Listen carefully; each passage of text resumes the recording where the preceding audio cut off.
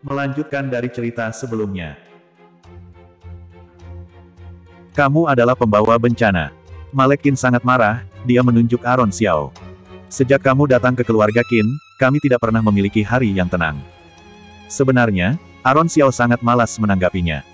Besok, Aaron Xiao akan memasuki istana. Jika dia tidak di sini, bagaimana jika terjadi sesuatu yang buruk kepada Jenderal Tua Qin? Atau bahkan kehilangan nyawanya? Aaron Xiao menarik Malek Qin dengan marah, kamu tenang sedikit. Ini adalah hal yang sangat penting. Beberapa hari ini, jangan biarkan Rido Qin dan Jenderal Tua Qin berduaan. Orang-orang kalian harus selalu berada di dekatnya. Ingat, selalu jaga Jenderal Tua Qin. Makanan yang dia makan, air yang dia minum, sebelum dia menggunakan senjata, harus diperiksa dulu secara pribadi apakah ada racun atau tidak. Aaron Xiao berkata dengan satu kata demi satu kata, takut Malek Qin tidak mendengarnya dengan jelas, ia mengatakannya dengan sangat jelas dan sangat pelan. Konyol. Ternyata buah memang jatuh tak jauh dari pohonnya, Aaron Xiao sama bodohnya dengan ibunya. Malek Qin acuh tak acuh, ini adalah kediaman keluarga Qin. Dan Rido Qin adalah orang kepercayaan kakeknya. Apakah Aaron Xiao ini sudah gila hingga ingin ikut campur dalam masalah kakeknya? Ini tidak lucu. Aaron Xiao sangat marah, ini bukanlah lelucon. Jika kamu begitu peduli dengan Rido Qin, kenapa kamu tidak mengawasinya sendiri? Malek Qin menatapnya dengan penuh kemarahan, merasa tidak puas dengan Aaron. Tiba-tiba, dia tersenyum dengan bangga. Aku tahu kamu adalah peringkat pertama ujian istana, besok kamu akan diberikan jabatan. Kamu tidak ingin mengorbankan masa depanmu yang cerah, bukan? Bodoh. Tolol. Aaron Xiao mengumpat dalam hati. Dia menatap Malek Qin, jika aku tidak pergi ke istana, mereka akan menyalahkan menantu keluarga Qin tidak hormat terhadap kaisar dan keluarga Qin akan segera hancur. Keluarga Qin bisa bertahan sampai sekarang, semuanya berkat jasa militer yang gemilang dan perilaku yang sangat hati-hati. Sejak dahulu, berapa banyak keluarga jenderal yang bertahan dengan hidup rendah diri? Apakah otak Malek Qin ini bermasalah?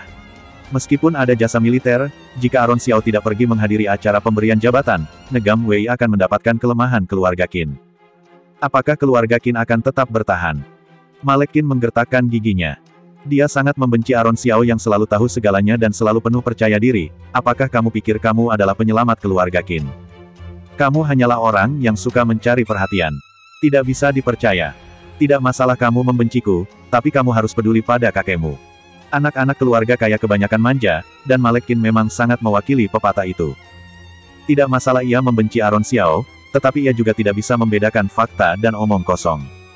Dia hanya terobsesi dengan ketidakpuasan, ketidakadilan, dan keengganannya sendiri. Kakekku tidak membutuhkan perhatianmu. Aku beritahu kamu, apakah kamu pikir keluarga Qin adalah tempat bagi orang yang tidak memiliki kekuatan? Malek Qin mendorong Aaron Xiao dan meraih tangannya. Kakekku adalah jenderal hebat, apalagi berada di rumah sendiri, mana mungkin ada bahaya. Jangankan jenderal hebat, bahkan kaisar pun bisa mati. Sialan. Lupakan saja, orang ini benar-benar keras kepala. Aaron Xiao berpikir sejenak, kemudian teringat Dalen Qin. Saat ini, bulan telah naik di atas pohon willow, dan ranting kering di bawah sinar bulan. Aaron Xiao memerintahkan seseorang untuk mengundang Dalen Qin. Dia menjelaskan masalah Rido Qin kepada Dalen Qin satu persatu, dan Dalen Qin sangat terkejut. Dia adalah mata-mata. Benar. Dalen Qin tidak berani percaya. Rido Qin telah menjadi orang kepercayaan kakeknya selama bertahun-tahun, dan dia menyaksikan Dalen Qin serta Kaan Qin tumbuh besar. Dalam kesan Dalen Qin, pengawal ini sangat setia. Seseorang seperti itu, ternyata adalah mata-mata Negam Wei. Itu sangat menakutkan, menyusup selama begitu lama tanpa disadari oleh satu orang pun, pada akhirnya diketahui oleh kakak ipar yang baru saja bergabung dengan keluarga mereka. Kakak ipar jangan khawatir, tidak peduli apakah itu benar atau tidak, aku akan mengirim orang untuk mengawasi kakek dengan cermat, sehingga tidak memberinya kesempatan untuk bertindak, kata Dalen Qin dengan wajah pucat. Hanya saja, mereka ingin membunuhmu, kenapa mereka membunuh kakek terlebih dahulu? Aaron Xiao hendak menjelaskan dan Dalen Qin berteriak, jika mereka membunuh kakek, keluarga Qin pasti akan marah padamu, satu panah menjatuhkan dua target. Negam Wei ingin menyingkirkan keluarga Qin yang mendukung kaisar, dan juga ingin menghalangi kakak ipar yang merupakan peserta ujian negara. Mereka benar-benar jahat. Aaron Xiao harus akui kecerdasan Dalen Qin jauh lebih tinggi dibandingkan dengan Malek Qin, 3/4 dari apa yang kamu katakan benar, masih ada satu alasan yang sangat penting. Apalagi? Dalen Qin merasa bingung. Di zaman kuno, ada aturan yang sangat besar, ketika orang tua meninggal, keturunannya harus menjalani masa berkabung. Mereka hanya boleh menikah setelah 100 hari berkabung. Setelah 100 hari berlalu, Malek Qin ingin menikahi Tuan Putri, tetapi Tuan Putri itu sudah menikah. Dalen Qin merasa sakit kepala, agar kakakku tidak menikahi Tuan Putri, mereka bahkan melakukan hal yang begitu kejam.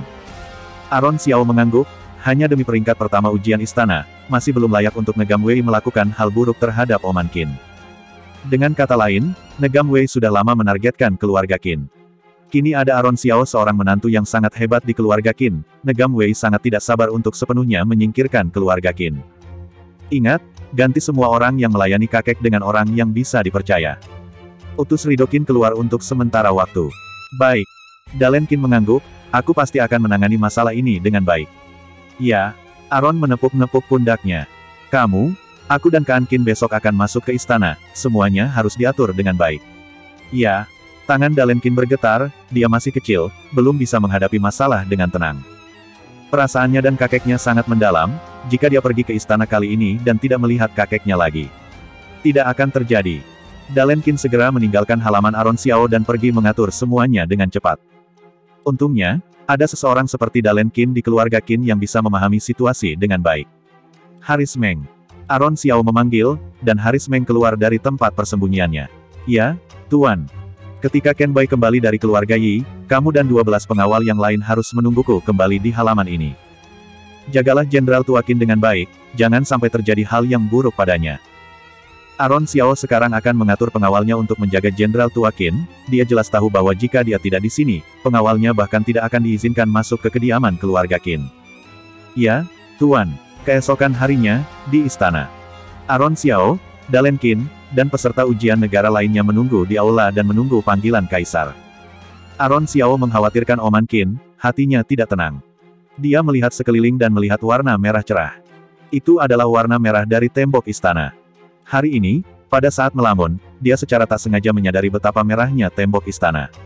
Tembok ini dicat dengan cinabar, yang mengandung merkuri dan logam berat. Melihat warna merah cerah tembok istana ini, tampaknya itu baru saja dicat ulang. Menyerap terlalu banyak logam berat dapat menyebabkan masalah kesehatan, mulai dari lemahnya sistem kekebalan tubuh hingga kematian. Pendeknya umur kaisar pada zaman kuno dan kematian dini ahli waris mereka bukannya tidak berhubungan dengan seringnya kaisar dan selirnya terpapar logam berat beracun. Kaisar yang bekerja di istana sepanjang hari mau tidak mau menyerap merkuri dalam jumlah besar sehingga menyebabkan keracunan logam berat. Kaisar dinasti Naemu masih muda, memiliki 3.000 selir, tetapi anak-anaknya sedikit, hanya 2 atau 3.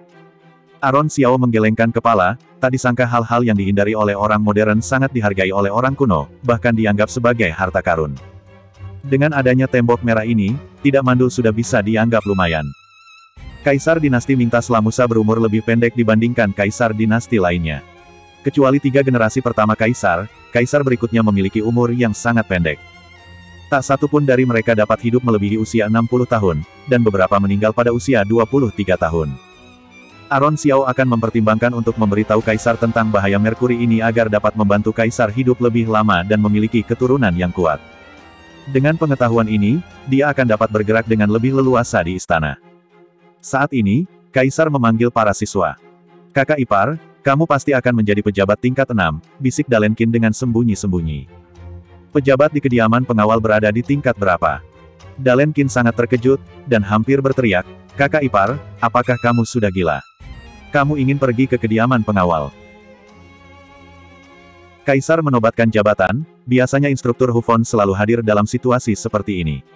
Namun, kali ini Hufon Wen tidak hadir.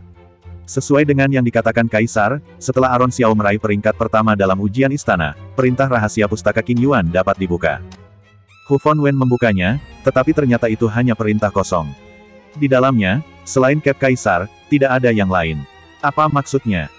Hufon Wen tidak berani bertindak gegabah, dia selalu merasa dirinya memahami Kaisar, tetapi pada masalah ini, dia sudah memikirkannya cukup lama, namun masih tidak mengerti. Hari ini, dia datang keluar istana pagi-pagi sekali dan menunggu Aron Xiao. Hari ini adalah hari di mana Aron Xiao diberikan jabatan, dia sudah memohon kepada Kaisar agar Aron Xiao datang ke pustaka Qin Yuan. Sayangnya, Maka Xiao juga menunggu di luar istana, dia juga telah berbicara kepada Kaisar, meminta agar Aron Xiao menjadi seorang penerjemah di tempatnya, masa depannya bisa lebih menjanjikan. Meskipun Kaisar telah mengatakan sebelumnya, Aron Xiao adalah murid Kaisar, dan mereka tidak bisa mengklaimnya untuk diri mereka sendiri. Kaisar memiliki rencana tersendiri untuknya, Tetapi Wu Fanwen dan Markas Cao keduanya ingin Aron Xiao bergabung dengan mereka. Tentu saja Kaisar sudah memiliki rencana untuk Aron Xiao, seperti peringkat pertama ujian istana sebelumnya, dia akan pergi ke Akademi Hanlin terlebih dahulu. Namun siapa sangka, ketika Aron Xiao mendengarnya, dia hanya memberi hormat dan menyatakan bahwa dia ingin pergi ke kediaman pengawal. Pedro Li dari kediaman pengawal sedang menunggu di luar istana. Ketika dia mendengar bahwa peringkat pertama ujian istana saat ini ingin datang ke kediaman pengawal, dia tidak hanya terkejut, tapi juga hampir gila. Ketika para pejabat lain mendengarnya, mereka merasa heran, apakah Tuan Aron ini sudah gila? Setelah dengan tidak mudahnya ada 3 orang dari keluarga Qin yang lulus dalam ujian istana, ada masa depan yang cerah, dia malah ingin pergi ke tempat yang begitu tidak berarti. Jika bukan karena Pedro Li berada di sana, para pejabat lain pasti akan mengucapkan kata-kata yang lebih kasar. Itu adalah tempat yang hanya diperuntukkan bagi orang-orang yang tidak berguna. Pedro Li selalu merasa terisolasi, meskipun para pejabat lainnya di permukaan tidak menunjukkan ketidakpuasan secara terang-terangan, mereka tetap menjaga jarak dengannya, seolah-olah udara di sekitarnya sangat tercemar. Jika bukan karena ada banyak orang di bawah, Kaisar pasti sudah marah besar. Dia bertanya lagi, apakah kamu benar-benar ingin pergi ke kediaman pengawal? Di kediaman pengawal, hanya ada sekitar 10 posisi. Selain Pedro Li, hanya pejabat-pejabat yang tidak dihargai dan tidak berguna yang akan dikirim ke sana untuk bekerja. Orang lain menganggap jabatan Menteri Sipil adalah pekerjaan yang santai, pekerjaan di kediaman pengawal lebih rendah lagi, siapapun yang dikirim ke sana akan menangis dan mengeluh, tetapi Aron Xiao malah ingin pergi ke sana. Sebenarnya, Aron Xiao juga tidak tahu apakah pilihannya benar atau salah. Ken Bai, Haris Meng, Derry Wei dan yang lainnya, jika hanya nama mereka yang kebetulan sama dengan tokoh-tokoh sejarah dari Lamusa, maka pergi ke kediaman pengawal tidak akan memiliki makna apapun. Namun, dalam hidup, ada kalanya harus bertaruh. Sekarang sistem pengawal telah pulih, kemampuan para pengawal akan segera terlihat, pada saat itu baru ingin bertaruh, sudah terlambat. Harus berani mengambil risiko seperti bermain saham, jika salah, sama sekali tidak akan mendapatkan apa-apa. Aron Xiao tahu bahwa keputusannya ini akan terlihat bodoh di mata semua orang. Namun ini adalah satu-satunya jalan bagi Aron Xiao. Para elit saat ini kejam dan tegas, bahkan jika Aron Xiao ditempatkan di tempat lain, dia mungkin akan dikucilkan, lebih baik jika dia bisa membangun kekuatannya sendiri lebih awal. Kaisar diam sejenak, ketika Aron Xiao menolak posisi yang ditawarkan kepadanya, Kaisar pikir Aron Xiao akan pergi ke pustaka Qin Yuan. Bagaimanapun, sebelum ujian istana, Aron Xiao bersikeras ingin membuka pustaka Qin Yuan. Namun, siapa sangka Aron Xiao memilih kediaman pengawal.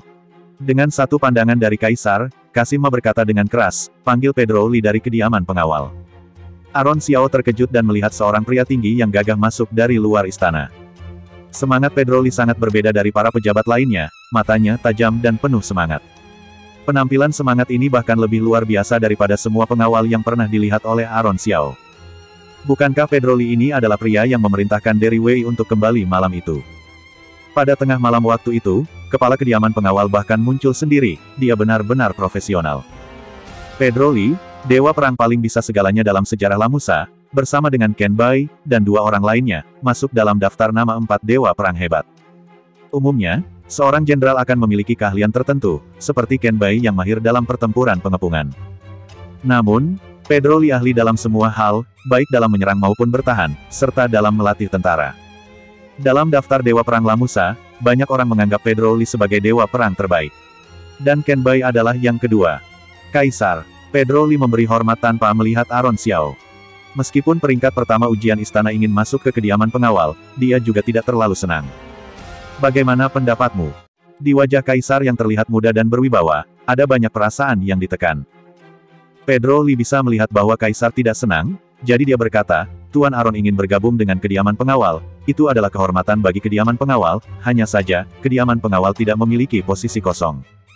Para peserta ujian negara lainnya diam-diam tertawa dalam hati, bahkan kediaman pengawal pun tidak ingin menerima Aron Xiao. Kaisar mengangguk pada Aron Xiao, menunjukkan bahwa bukan karena dia tidak ingin membiarkan Aron Xiao pergi, tetapi karena tidak ada posisi yang tersedia. Jadi lebih baik Aron Xiao mengikuti rencana yang sudah disiapkan Kaisar dan pergi ke Akademi Hanlin. Aron Xiao memberi hormat. Yang mulia Kaisar, aku bisa bekerja tanpa jabatan. Meskipun dia mengatakan bahwa dirinya tidak memerlukan jabatan, Kaisar pasti akan memberinya posisi yang baik. Ahahaha. Para peserta ujian negara lainnya tertawa keras dalam hati, pikiran anak keluarga miskin memang berbeda. Mereka bekerja keras untuk mendapatkan jabatan pemerintah, namun Aron Xiao malah tidak mau jabatan. Kaisar dan Pedro Li sama-sama terdiam. Sedangkan Kasim Ma diam-diam gemetar, apa yang terjadi pada Aron Xiao hari ini?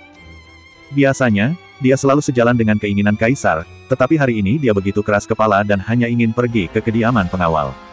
Ya, Kaisar mengerti maksud Aron Xiao, karena Aron Xiao begitu keras kepala, ia pasti sudah memikirkannya dengan matang, tidak ada yang bisa mengubah pemikirannya.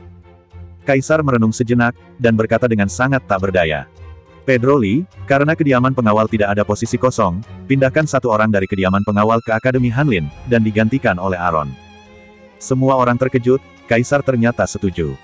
Terlebih lagi, seseorang di kediaman pengawal yang awalnya tidak ada masa depan, tiba-tiba naik jabatan karena kedatangan Aron Xiao. Para peserta ujian negara berpikir bahwa Aron Xiao bisa lebih mampu dengan mengandalkan keluarga Qin, namun alhasil dia pergi ke kediaman pengawal, masa depan apa yang bisa dia miliki? Baik, Yang Mulia. Pada saat ini, Pedro Li akhirnya melihat ke arah Aron Xiao. Cucu menantu keluarga Qin ini memang seperti yang dikatakan orang, meskipun dia brilian dalam menulis, dia juga gila. Pada saat ini seorang Kasim masuk dengan cepat, berbicara dengan suara rendah ke telinga Kasim Ma. Wajah Kasim Ma sedikit memucat, dia melihat ke Aron Xiao, lalu melirik ke arah Dalen Qin dan Kaan Qin. Aron Xiao mengerutkan kening, merasa ada firasat buruk. Kasim Ma mengangkat tangannya dan menyuruh Kasim itu pergi, lalu berbicara dengan suara rendah di telinga Kaisar. Kaisar, Jenderal tua Qin dalam kondisi gawat. Kaisar terkejut, tetapi dia tetap tenang, lalu mengangguk, dan melanjutkan penobatan jabatan. Aron Xiao dan Dalen Qin serta Kaan Qin saling pandang, Dalen Qin segera merasa panik. Apakah benar-benar terjadi sesuatu yang buruk pada kakek? Bagaimana mungkin? Semuanya sudah diatur dengan baik, dan bahkan Rido Qin pun telah sementara dipindahkan, orang-orang yang melayani kakeknya juga telah diganti. Di dalam aula, Kaisar dengan tenang mengatur posisi untuk para peserta ujian negara, di antaranya, dia secara khusus memuji Deki Liang, yang mendapatkan juara kedua, bekerjalah dengan baik, jangan mengecewakanku. Terima kasih, Yang Mulia. Deki Liang menundukkan kepalanya memberi hormat, matanya dipenuhi kegembiraan karena menjadi pejabat untuk pertama kalinya. Aron Xiao sangat gelisah. Dia tidak mendengar apapun yang dikatakan Kaisar dan hanya ingin segera mengakhiri upacara ini. Di kediaman keluarga Qin, suara tangisan terdengar. Nyonya Susi dan Malek Qin menangis dengan keras. Oman Qin terbaring di tempat tidur, darah mengalir dari mulut, hidung, dan telinga, tampak sangat mengerikan dan menderita. Dia terus bertahan hanya menunggu seseorang. Dia, apakah sudah pulang dari istana? Setiap kata yang dia ucapkan membuat kening Oman Qin mengerut dengan erat. Napas orang hidup bagaikan tali rami, jika ditarik sedikit saja, masih bisa terasa di hidung. Namun, jika dilepaskan, tidak akan bisa ditarik lagi. Ayah, Dalen dan Kaan akan segera pulang. M1 Qin mengepalkan tangannya dengan erat, urat-urat biru di lengan Oman Qin menonjol, dia bercucuran keringat, ribuan rasa sakit merobek dadanya, tapi dia tetap bungkam, giginya digigit dengan erat. Dia adalah seorang jenderal, telah menguasai medan perang sebagian besar hidupnya, mana bisa dikalahkan oleh sedikit rasa sakit ini. Oman Qin menggigit bibirnya hingga berdarah, anggota keluarga Qin terus menangis di samping, terutama Nyonya Besar Qin, ia menangis dengan sangat keras. Apakah sudah kembali? Mata Oman Qin terus terpaku pada arah pintu, cahaya di matanya semakin redup. Sebentar lagi. Sebentar lagi. Malek Qin dengan mata berkaca-kaca berkata, aku telah memerintahkan orang untuk menjemput mereka dengan kuda cepat. Pada saat ini, terdengar teriakan di halaman, kakek. Kakek. Aron Xiao membawa Dalen Qin dan Kaan Qin berlari masuk seperti angin, semuanya terengah-engah. Oman Qin menatap Aron Xiao, mencoba tersenyum, tapi ia tidak bisa tersenyum. Wajahnya semakin tampak menderita. Ah! Dalen Qin dan Kaan Qin sangat ketakutan ketika melihat kakek mereka seperti itu, air mata segera mengalir. Kakek, kakek. Kakek yang dulu kuat dan sehat, sekarang terbaring seperti boneka yang sangat menderita di tempat tidur, mata, hidung, mulut dan telinga semuanya berdarah. Bisa dilihat bahwa dia masih mempertahankan napas terakhirnya. Hanya tersisa satu napas terakhir. Aron Xiao mendekat dengan cepat, Nyonya Besar Qin melihatnya seperti melihat wabah penyakit. Kamu pergi dari sini. Jangan, jangan aku ingin bertemu Aron Xiao. Oman Qin ingin berteriak, tapi tidak bisa bicara, ekspresinya tampak sangat panik. Nyonya Susi juga menatapnya dengan penuh kebencian, semua ini adalah kesalahan bajingan ini yang mencuri perhatian dengan mendapatkan peringkat pertama ujian istana. Sehingga membawa malapetaka pada keluarga Qin. Nyonya Susi mengulurkan tangan dan mencoba menghalanginya, Tapi Aron Xiao menepis tangan Nyonya Susi dengan keras dan berteriak, "Awas! Kamu masih punya wajah muncul di sini." Kira Qin menangis. Saat ini, semua orang menunjukkan kemarahan mereka pada Aron Xiao. Aron Xiao maju dengan langkah besar, mendorong semua orang yang mencoba menghalanginya. Nyonya besar Qin berusaha menahannya, tapi tidak dapat menghentikannya. Dia tidak ragu sedikit pun, langsung menuju samping Oman Qin. Oman Qin sangat menderita. Benar-benar menderita setengah mati. Siapa yang melakukannya? Siapa yang meracuni Oman Qin? Bukankah Dalen Qin mengatakan semuanya sudah diatur dengan baik?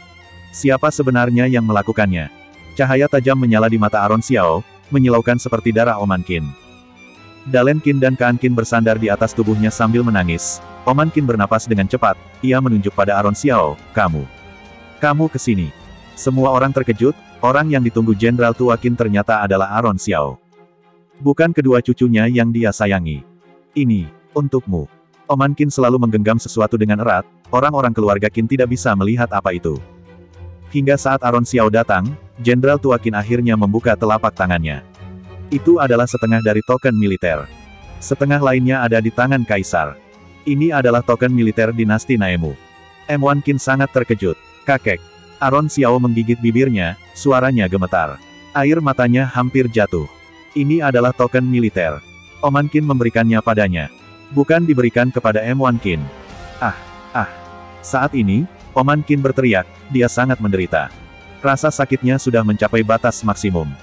Tubuhnya tiba-tiba mengalami kejang, suaranya terdistorsi, tapi dia berusaha sebisanya untuk mengucapkan setiap kata dengan baik. Jangan biarkan keluarga Qin menjadi keluarga Xiao Yang.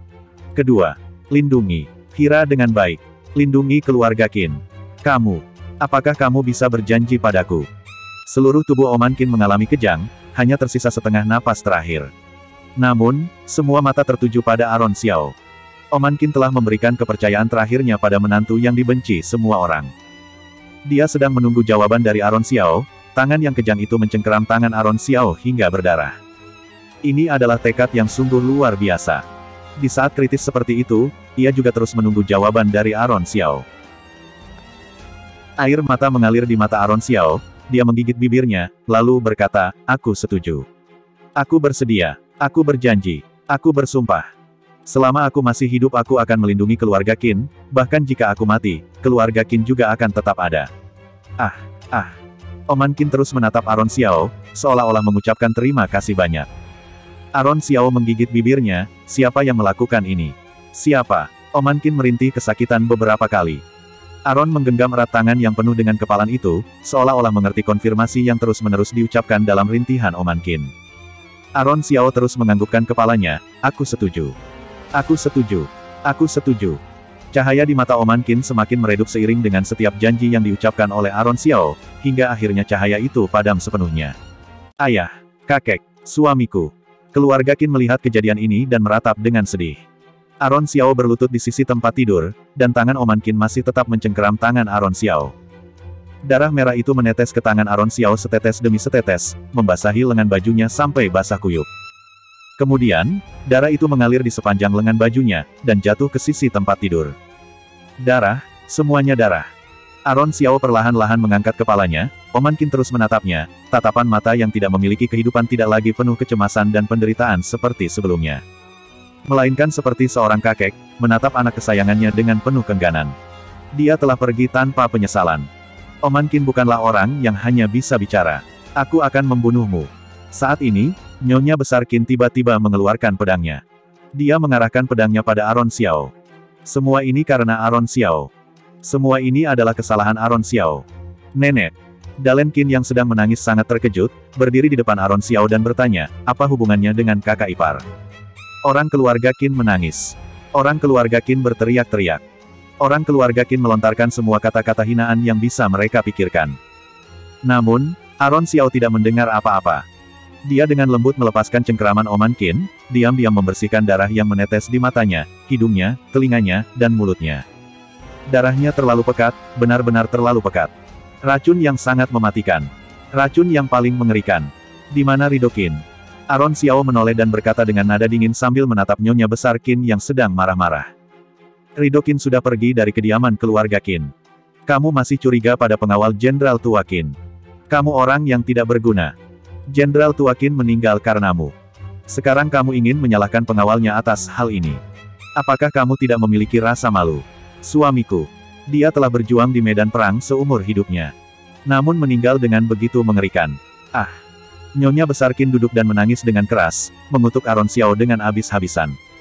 Aron Xiao meletak token militer yang berat itu di dalam lengan bajunya dan pergi dengan cepat. Kamu mau pergi kemana? M1 Qin menghentikannya. Aron Xiao yang seluruh tubuhnya berlumuran darah hanya menoleh dengan dingin berkata, di mana Ken Bai dan Haris Meng? 12 pengawal Aron Xiao semuanya telah dibuat pingsan dan diseret keluar dari kediaman keluarga Qin. Siang hari ini, Aron Xiao baru saja pergi, Nyonya Besar Qin yang tidak menyukai Ken Bai dan yang lainnya, jadi memerintahkan orang untuk menyeret ke-12 pengawal itu keluar dari kediaman keluarga Qin. Haha, hahaha. Orang-orang dari keluarga Qin sombong. Angkuh.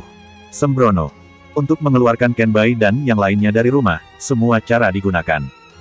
Apakah kalian sudah puas melihat Jenderal Tua Qin tewas? Aron Xiao dengan tegas mengucapkan satu kalimat, kemudian melangkah keluar dengan langkah cepat, tanpa belas kasihan. Sialan, apa yang kamu katakan? Orang-orang kediaman keluarga Qin marah mendengar perkataan itu. Bahkan M1 Qin pun sudah sangat murka. Hanya Dalen Qin yang menangis sambil berteriak, bukankah sudah dibilang bahwa kakek akan mengalami bahaya? Bukankah sudah dibilang hanya orang kita sendiri yang boleh mendekati kakek? Kenapa bisa diracuni? Kenapa racunnya begitu mematikan? Kenapa? Kenapa? Kenapa? M1 Qin terkejut, dia meraih bahu Dalen Qin. Kamu sudah lama tahu. Ayah tidak ada di rumah kemarin, kakak ipar sudah memperingatkan semua orang. Kenapa kalian tidak mendengarkannya? Kenapa kalian tidak percaya? Dalen Qin menangis dengan keras, sementara mata M1 Qin memerah seakan-akan hampir meneteskan darah. M1 Qin kemudian berbalik dan bertanya, apakah dia pernah mengatakannya? Nyonya Susi terdiam. Ya, Aron Xiao pernah mengatakannya. Namun kata-katanya, bagaimana bisa dipercaya? Dia tidak menjelaskannya dengan jelas. Nyonya Susi menggelengkan kepala, mencoba untuk menghindari tanggung jawab. Di kediaman keluarga Song. Sorgan Song adalah orang pertama yang menerima berita kematian Oman Qin. Dia memukul meja dengan keras. Bagus. Bagus. Bagus. Tidak membunuh Aron Xiao untuk balas dendam atas kematian putranya, digantikan dengan kematian Oman Qin, itu sepadan. Itu sepadan. Dia memukul meja dengan keras lagi. Putraku, di hati ayah, bahkan 10 Oman Qin pun tidak sebanding denganmu. Sorgan Song menepuk-nepuk dadanya, tertawa sambil menangis. Tuan, racun sudah dibersihkan sepenuhnya, orang-orang keluarga Qin pasti tidak akan mencurigainya. Dalam cahaya lilin yang redup, orang yang datang untuk melapor berharap mendapatkan pujian dari Sorgan Song. Itu adalah Rido Qin. Mata tajam dan jahatnya menunjukkan rasa bangga. Seorang pengawal yang rendah sepertimu, masih berpikir ingin hadiah. Pengawal yang berasal dari Kunlun, bertubuh tinggi, membuat orang merasa jengkel, sehingga Sorgan Song harus mengangkat kepala untuk berbicara dengan orang rendahan seperti Rido Qin. Aku telah menghidupimu begitu lama, hanya ini satu-satunya hal yang membuatku puas. Rido Qin menundukkan kepala dan menggertakkan gigi. Kalau bukan karena aku, orang rendahan sepertimu yang menjadi menantu seorang petani bagaimana bisa memiliki begitu banyak senjata dan peralatan? Semuanya adalah barang pembelianku. Sorgan Song menggeram, untuk tugas berikutnya, bunuh M1 Qin. Rido Qin menundukkan kepala, tidak menjawab. Aku berbicara padamu. Kamu tidak mendengarnya. Tuan, kamu telah berjanji kepadaku bahwa setelah aku membunuh Oman Qin, kamu akan membiarkan putraku masuk sekolah. Kata, putra, menyakiti hati Sorgan Song. Tunggu sampai kamu membunuh M1 Qin baru kita bicarakan lagi. Sorgan Song acuh tak acuh. Selain itu, apa gunanya seorang anak petani dan pengawal bersekolah? Aron Xiao masuk ke dalam istana dan kemudian pergi ke kediaman pengawal, akhirnya kembali ke lapisan terbawah. Apa gunanya? Tuan, ini adalah janji Anda kepadaku. Lancang. Seorang pelayan Kunlun berani berbicara seperti itu padaku. Aku adalah ketua pengadilan. Aku bisa memberikan hukuman kepada siapa saja. Tidak peduli seberapa besar jabatannya, tidak ada yang berani melawanku. Kamu pikir siapa dirimu? Hah? Sorgan Song berdiri dan menamparkan wajah Rido Qin. Kemarahannya belum mereda, kata-katanya sangat kasar. Jika aku adalah kamu, aku tidak akan mau memiliki anak. Karena akan ikut rendahan seperti diri sendiri. Orang sepertimu, atas dasar apa bisa memiliki putra? Aku tidak memiliki putra. Atas dasar apa kamu memiliki putra? Sorgan Song terus-menerus menamparkan wajah Rido Qin. Sebuah teriakan terdengar, jauh dan bergema, berasal dari tempat yang gelap. Seseorang datang dengan membawa pedang murni. Aron Xiao. Melalui cahaya lilin Sorgan Song dapat melihat orang itu dengan jelas. Ini adalah kediaman resmi pejabat pemerintah, dijaga dengan sangat ketat, bagaimana dia bisa masuk. Di malam yang gelap dan angin bertiup kencang, merupakan waktu yang tepat untuk membunuh. Aron Xiao diam-diam memandangnya, apakah kamu mendengar sesuatu? Sorgan Song mendengarkan dengan saksama, selain suara angin, dedaunan berguguran, dan suara dahan kering yang bergerak, dia tidak mendengar apa-apa lagi. Aku sama sekali tidak mendengar apa-apa, jangan mengada-ada, Sorgan Song mendengus dingin, kamu sudah menjadi pejabat istana, kenapa masih tidak memberikan salam setelah bertemu denganku? Tentu saja Sorgan Song tidak mendengar suara apapun. Karena semua orang di kediaman keluarga Song sudah tewas. Ketika Sorgan Song tengah memarahi Ridokin, Aron Xiao memimpin 12 pengawal masuk dari tembok sebelah timur ke kediaman keluarga Song. Dalam 10 langkah, satu orang tewas, sama sekali tak meninggalkan jejak. Total semua orang yang dibunuh ada 68 orang. Semua tempat yang dilewati, orang-orang itu bahkan tidak punya waktu untuk terkejut, dan langsung tewas oleh satu serangan pedang. Berjalan sambil membunuh. Berjalan sambil mengayunkan pedang. Dimanapun ia pergi, darah yang kental merendam tanah dan tanaman. Sorgan Song sama sekali tidak tahu, ia masih berharap Aron Xiao memberi hormat padanya.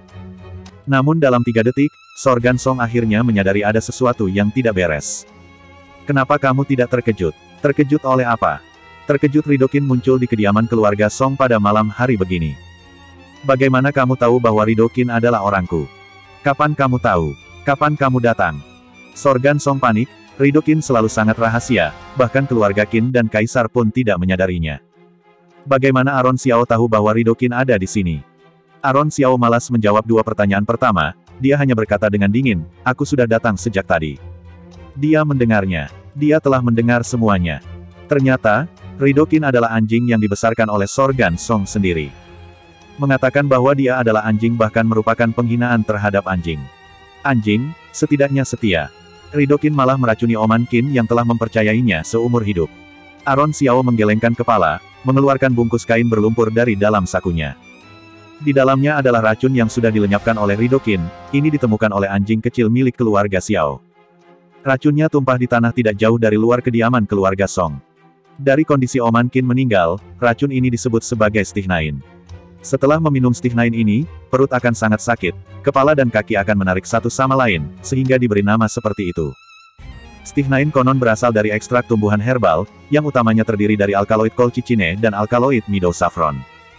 Alkaloid mido-saffron dapat merusak sistem saraf pusat, menyebabkan reaksi yang sangat kuat, akhirnya menyebabkan atrofi otot.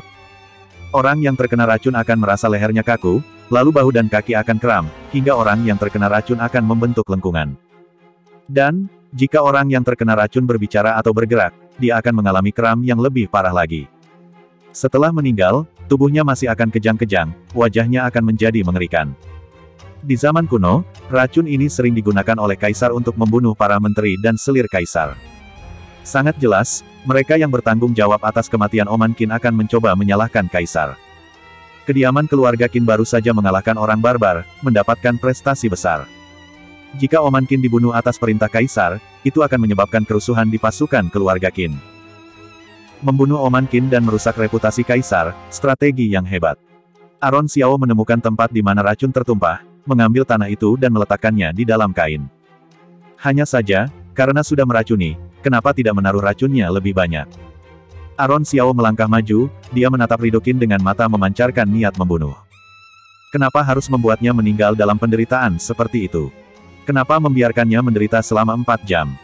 Dia begitu mempercayaimu, sangat mendukungmu, kenapa? Kenapa? Aron Xiao tidak mengerti, dia percaya bahwa Oman Qin juga tidak mengerti. Ridokin merasakan niat membunuh yang tajam dari Aron Xiao.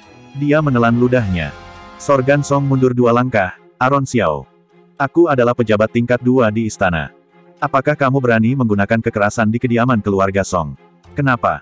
Aron Xiao tidak menghiraukan Sorgan Song, dia berdiri di depan Ridokin, mewakili Oman Qin menanyakan alasannya. Tidak ada alasan. Kamu lebih baik langsung menusuknya dengan pedang, daripada meracuninya dengan stihnain. Kata Aron Xiao sambil menggelengkan kepala, dan berkata dengan tersenyum dingin, 4 jam. Kamu membuat seorang pria yang begitu baik merasakan penderitaan selama 4 jam. Hahaha. Tiba-tiba, Aron Xiao tertawa keras. Sorgan Song dan Ridokin terkejut, kenapa dia tertawa? Apa yang lucu? Aron Xiao datang untuk balas dendam, tapi sekarang dia tertawa gila, jangan-jangan dia menjadi gila. 4 jam, 4 jam. Hahaha. 1 detik demi 1 detik, kakek terus menunggu hingga Aron Xiao kembali. Aron Xiao akan mengembalikan penderitaan itu berkali lipat kepada mereka. Sorgan Song, Ridokin, kalian telah membunuh pejabat setia dari keluarga Qin dengan kejam. Seharusnya aku melaporkannya kepada Kaisar. Membiarkannya menghukum kalian sesuai dengan hukum dinasti Naemu. Aron Xiao mengeluarkan pedang murni, penuh dengan niat membunuh. Menurut hukum, keluarga Sorgan Song dan keluarga Ridokin harus dihukum mati. Jadi, kenapa aku tidak melakukannya sendiri? Hahaha, kamu ingin melakukan hukuman ilegal. Sorgan Song sangat terkejut, tangannya menunjuk Aron Xiao dengan gemetar dan memaki. Kamu sudah menjadi seorang pejabat di istana kerajaan. Bagaimana kamu bisa melanggar hukum seperti ini? Matilah, Ken Bai. Ekspresi Aron Xiao menjadi dingin, ia melemparkan pedang murni ke udara. Sebuah bayangan dengan cepat muncul di belakangnya, lalu segera menangkap pedang murni. Malam yang dingin dengan teriakan burung gagak, teriakan mengerikan dari Sorgan Song, semakin lama semakin keras. Perlahan-lahan, semakin lama semakin kecil. Ken Bai tidak membunuhnya dengan satu serangan, dengan pedang murni yang tajam, dia mengayunkannya bolak-balik, terus-menerus. Sorgan Song, yang bertanggung jawab atas hukum dan hukuman, segera menyadari bahwa Ken Bai sedang menjalankan hukuman siksaan. Sorgan Song tak menyangka bahwa Aron Xiao begitu akrab dengan hukuman dinasti Naemu. Saat melaksanakan hukuman terhadap para tahanan, cara-cara mereka selalu dijaga kerahasiaannya. Orang yang dapat mengetahuinya pasti sangat akrab dengan hukum. Seorang sarjana hanya perlu mengerti puisi dan sastra, kenapa dia juga begitu akrab dengan hukum? Hukuman siksaan, juga dikenal sebagai ribuan sayatan dan potongan, adalah hukuman yang diberikan kepada orang yang melakukan pengkhianatan, pemberontakan, atau tindakan besar lainnya yang dianggap sebagai pelanggaran serius terhadap negara. Sorgan Song, yang telah membunuh jenderal pendiri negara dan berusaha menyalahkan kaisar atas perbuatannya, pantas dihukum mati dengan metode hukuman siksaan. Metode pelaksanaan hukuman siksaan melibatkan penyiksaan dan potongan tubuh tahanan hingga mengalami penderitaan yang tak terbayangkan sebelum akhirnya tewas. Hal ini membuat orang-orang yang berani mengatakan bahwa kehilangan kepala bukan hal besar, ingin cepat mati namun tidak bisa, apalagi seorang intelektual seperti Sorgan Song. Aron Xiao memberi Ken Bai waktu 3 hari. Ken Bai sangat mahir dalam seni bela diri, dan Sorgan Song masih bernapas sebelum potongan terakhir. Hukuman siksaan membuat seseorang menderita secara mental. Tidak peduli seberapa banyak Sorgan Song memohon dengan berlutut di tanah, atau berusaha melarikan diri dari pedang Ken Bai, Aron Xiao sama sekali tidak membiarkannya. Selama 3 hari penuh, Sorgan Song seperti anjing mengemis untuk diberi ampun. Tolong lepaskanlah aku. Aku kesakitan. Aku sangat kesakitan. Aron Xiao memang melepaskannya. Untuk sementara. Bagaimanapun, Ken Bai juga butuh istirahat. Pada hari pertama, 357 potongan telah dilakukan, dan Ken Bai beristirahat sejenak. Dengan 357 luka di seluruh tubuh yang seukuran dengan kuku jari, Sorgan Song penuh dengan darah dan sekarang dalam keadaan sekarat. Cukup, sudah cukup. Gumam Sorgan Song dengan menggigit giginya. Aron Xiao meliriknya dengan dingin, cukup. Bagaimana mungkin cukup? Aron Xiao seperti seorang pelaksana hukuman yang tegas. Sorgan Song, kamu adalah ketua pengadilan, kamu tahu persis jumlah potongan ini. Jadi jangan berharap bahwa kamu akan lolos, besok akan dilanjutkan. Sorgan Song menarik napas dalam-dalam. Pada saat ini, dia terlihat seperti tumpukan lumpur yang terkulai di tanah, dengan tanah yang penuh dengan potongan-potongan daging tipis seperti sayap belalang. Sorgan Song merasa tubuhnya sangat sakit, secara mental dia merasa putus asa dan ingin segera mati. Hal yang selalu dia pikirkan adalah, kenapa? Dia berteriak dengan keras, sudah begitu menderita, tapi tidak ada seorang pun dari keluarganya yang datang. Sorgan Song bertanya kepada Aron Xiao, tapi Aron Xiao tidak menjawab, begitu juga Ken Bai. Kemudian Sorgan Song berteriak lagi, tapi Aron Xiao hanya tersenyum dengan tenang. Sorgan Song berlutut di tanah, memohon kepada Aron Xiao agar memberikan kesempatan hidup bagi keluarganya. Namun, Aron Xiao justru semakin tertawa dengan keras. Sorgan Song menjadi bingung, kenapa dia tertawa. Ah, pasti Aron Xiao ketakutan. Aron Xiao baru memulai karirnya, dia hanya seorang pegawai tingkat 7 di kediaman pengawal, dan sekarang dia telah melukai pejabat tinggi tingkat 2. Meskipun dia membunuh Sorgan Song, pada akhirnya dia pasti akan mati juga. Jadi Aron Xiao benar-benar ketakutan, dan dia menggunakan tawa keras untuk menyembunyikan rasa panik serta kegilaannya yang sebenarnya. Namun, Tidak masalah keluarganya tidak datang.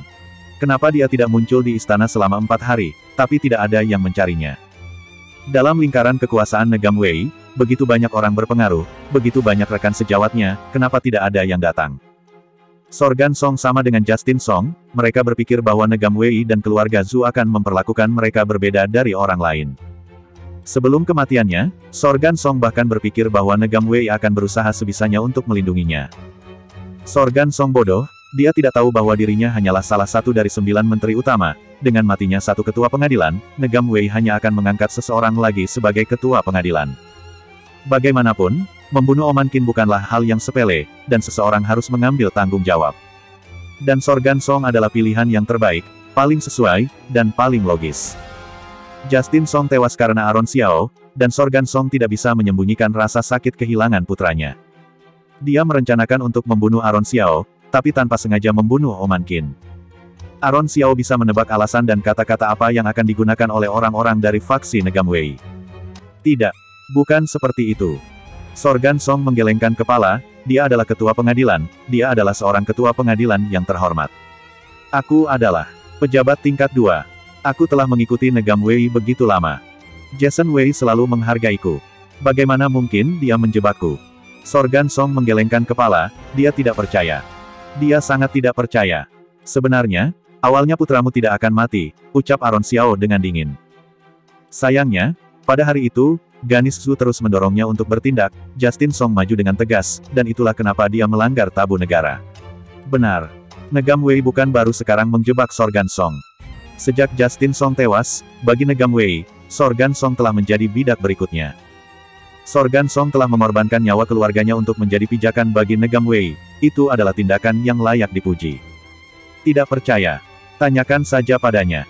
Aaron Xiao tertawa, lalu menunjuk pada Ridokin. Kamu pikir kamu adalah tuannya? Aaron Xiao berhenti sejenak. Tidak, Ridokinlah yang membuatmu berpikir bahwa kamu adalah tuannya. Sorgan Song mendongak, siapa tuanmu? Ridokin tetap diam, tapi Sorgan Song tidak punya waktu untuk berpikir banyak, dia hanya ingin mendapatkan jawaban. Siapa tuanmu? Katakan. Cepat katakan. Pastinya lebih tinggi dari posisimu, kata Aaron Xiao sambil mengangkat alisnya. Dengan mudah dia bisa menebak bahwa salah satu dari 3 pecinta bisa menyusup di sekitar Sorgan Song tanpa terdeteksi. Negam Wei memiliki posisi dan kekuatan yang tinggi, sehingga dia tidak akan mengurusi hal-hal kecil seperti ini. Semua urusan rincian, Negam Wei akan menyerahkannya kepada 3 pecinta, yang merupakan saudara-saudaranya sendiri dan dapat dipercaya. Ridokin bisa bersembunyi selama ini, pasti mendapat bantuan dari salah satu 3 pecinta. Tidak, tidak, tidak. Sorgan Song menggelengkan kepala, lalu tiba-tiba mengangkat kepala. Kamu pasti sedang mencoba memprovokasi kami. Aku adalah pejabat tingkat 2, aku keluar menggunakan kereta 4 kuda. Aku memegang tongkat berhulu hukum. Semua orang menghormati dan takut kepadaku. Kamu iri padaku. Kamu tidak bisa menyaingiku. Jadi, kamu sedang mencoba menipuku. Sorgan Song percaya atau tidak, itu tidak penting bagi Aaron Xiao. Sorgan Song, aku ingin membuat kesepakatan denganmu. Kamu ingin membunuhku. Dan sekarang kamu ingin membuat kesepakatan denganku. Sorgan Song menggeram, dia tidak bodoh. Dia lebih baik mati daripada memberi keuntungan pada Aaron Xiao. Oh. Aaron Xiao sudah terbiasa dengan sikap orang picik, dia tidak percaya bahwa Sorgan Song bisa bertahan sampai akhir. Setelah ujian istana, di sawah selatan kota ada seorang gangster mencoba membunuhku. Itu adalah orang yang sama yang membunuh Zero Yi, siapa yang mengutusnya? Zero Yi. Nama ini terdengar sangat jauh, begitu jauh sehingga orang ini sepertinya tidak pernah muncul sebelumnya. Hahaha. Tiba-tiba Sorgan Song tertawa, Zero Yi. Akhirnya aku ingat, kamu mirip dengan siapa. Rasa sakit yang melanda seluruh tubuhnya membuat senyumannya sangat jelek. Kamu mirip dengan Zero Yi. Sama-sama gila. Zero Yi ahli dalam pembuatan pedang, teori dan praktiknya dalam pedang melebihi orang biasa. Aaron Xiao memiliki bakat sastra yang luar biasa, jauh melampaui orang biasa. Kehadiran mereka membuat dinasti Naemu dipenuhi dengan pertumpahan darah dan konflik berdarah. Pedang dari Zero Yi meningkatkan kekuatan tempur tentara dinasti Naemu secara signifikan. Sedangkan Aaron Xiao, dia memiliki bakat sastra yang luar biasa, memahami hukum dengan baik, cerdas dan metodenya kejam, jauh lebih dingin dan keras daripada Zero Yi. Orang seperti ini jika bukan orang gila, lalu apa? Kamu. Dari mana kamu belajar? Bagaimana mungkin kamu begitu hebat? Sorgan Song sangat enggan mengakui kemampuan Aron Xiao, tapi dia hampir mati, jika tidak bertanya dengan jelas, dia merasa enggan. Wajib belajar 9 tahun telah menciptakan diriku yang seperti ini. Wajib belajar 9 tahun. Sorgan Song merasa bingung, dia mengenal setiap kata itu, tapi saat digabungkan, dia tidak mengerti. Apakah itu adalah sebuah institusi yang luar biasa? Aron Xiao tersenyum, membuat suasana menjadi semakin dingin. Apakah kamu tidak akan mengatakannya? Siapa yang membunuh Zero Yi? Kamu pikir aku yang mengirimnya? Sorgan Song tertawa keras, ternyata ada juga hal-hal yang tidak diketahui Aron Xiao. Kamu pikir 3 pecinta yang melakukannya? Kamu pikir Negam Wei yang melakukannya? Hahaha. Hahaha. Sorgan Song gemetar, orang ini, kamu tidak akan pernah bisa mengetahuinya. Aku tidak akan pernah memberitahumu. Beritahu aku, maka kematianmu akan lebih cepat, kata Aron Xiao dengan nada agak tidak sabar. Aku tidak akan memberitahumu. Atas dasar apa aku harus memberitahumu? Biarkan pertanyaan ini menghantuimu seumur hidupmu. Orang gila. Sorgan Song berkata dengan tersengal-sengal, bukankah kamu ingin menyiksaku? Ayo lakukan saja. Sorgan Song sangat keras kepala, jika tidak memenuhi keinginannya, Aron Xiao merasa tidak nyaman. Dengan satu pandangan dari Aron Xiao, Ken Bai mengangkat tangannya, mulai mengayunkan pedang. Bersambung.